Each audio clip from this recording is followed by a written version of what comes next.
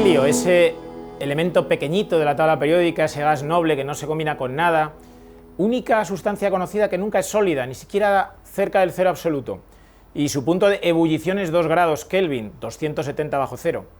Un gas que se difunde muchísimo, es muy ligero, se usa para llenar globos y que es muy escaso. ¿Dónde se consigue helio? Pues se consigue en las partes altas de las bolsas de gas natural. Si se produce gas natural en el mundo, hay helio. Si se deja de producir porque hay una crisis, un problema, la guerra, la pandemia, hay escasez de helio. Hasta el punto de que los barcos que traen helio a veces vienen hasta escoltados por la Armada para evitar que sean atacados. Porque una de las aplicaciones más importantes del helio es poder tener un superconductor, para tener un imán muy potente. Esto es un equipo de resonancia magnética nuclear. Dentro tiene un imán que solamente es posible a temperaturas muy bajas, y esas temperaturas solo se consiguen en helio líquido. Así que ahí tenemos helio líquido. Pero esto ya les está aburriendo seguro. ¿Por qué conoce la gente al helio? Pues una cosa muy graciosa que pasa con nuestra voz. Si yo abro la espita del helio gas, pues ven qué pasa con mi voz.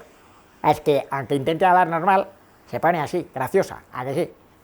Bueno, vamos a intentar explicar por qué eso ocurre. La voz se origina en las cuerdas vocales, por donde pasa el aire que respiramos.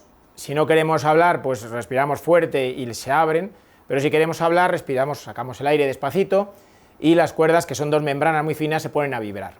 Eso da lugar a una frecuencia. La frecuencia del sonido es una frecuencia que necesita un material por el que transmitirse, porque van empujando y golpeándose las moléculas normalmente del aire, una frecuencia básica de nuestra voz. Pero nuestra voz es muy rica, tiene muchas resonancias, un timbre muy complejo, hasta el punto de que es muy personal. La gente nos reconoce con nuestra voz.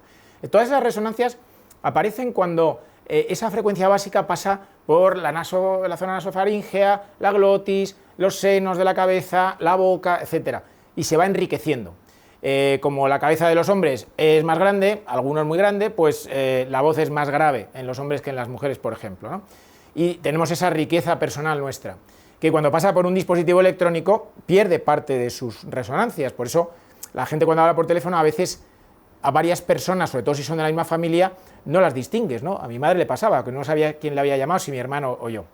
Pero la cuestión es que la voz se genera así. ¿Y qué pasa con el helio?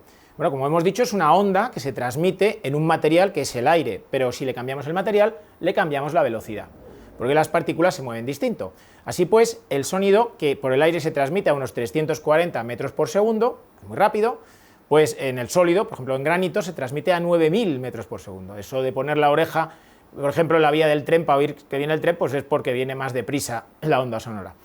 Bueno, pues en el helio también aumenta la velocidad. Pasamos de 340 a 1000 metros por segundo. ¿Y eso qué pasa? ¿Que cambia la frecuencia de nuestra voz? La frecuencia no, la frecuencia es la misma, pero como la velocidad aumenta, lo que cambia es la longitud de onda, por una relación matemática directa que hay entre estas 3 cosas. Y cuando cambia la longitud de onda, cambian los armónicos que suceden en nuestra boca. Particularmente se reducen mucho los armónicos graves. Con consecuencia, la voz se vuelve más aguda y se vuelve más graciosa. Y esta es un poquito la explicación de esta cosa que algunas personas hacen en las fiestas, cuando ya la noche se ha hecho ya muy tardía, y cogen los globos y empiezan a respirar el helio, pues para que la voz suene rarita.